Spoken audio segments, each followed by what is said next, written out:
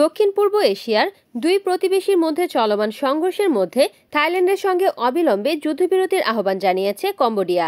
জাতিসংঘে নিযুক্ত কম্বোডিয়ার রাষ্ট্রদূত সিয়া কেও বলেছেন, তার দেশ নিঃশর্তভাবে যুদ্ধবিরতি আহ্বান জানিয়েছে।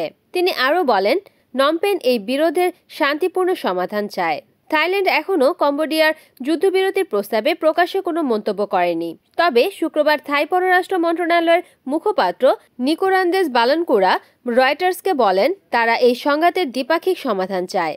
তিনি বলেন, আমি মনে করি না আমাদের এখনও তৃতীয় কোনো দেশের মধ্যস্থতার প্রয়োজন আছে। বৃহস্পতিবার থেকে শুরু হওয়া দুই দেশের সংঘর্ষে এখন পর্যন্ত ৩২ জন নিহত হয়েছেন।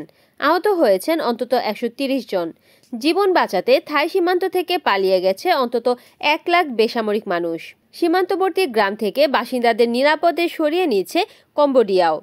উত্তেজনা ঘিরে জাতিসংঘের মহাসচিব আন্তোনিও গুতেরেস উভয় পক্ষকে সর্বোচ্চ সংযম প্রদর্শনের আহ্বান জানান।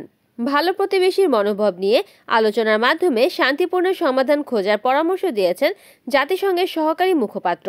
থাইল্যান্ড ও কম্বোডিয়ার সীমান্তে চলমান সংঘর্ষ নিয়ে উদ্বেগ প্রকাশ করে চীনও। বৃহস্পতিবার জাতিসংঘে চীনের স্থায়ী প্রতিনিধি ফু কং বলেন, উভয় দেশকে সংযম দেখাতে হবে এবং শান্তিপূর্ণ সমাধানের পথে ফিরতে হবে।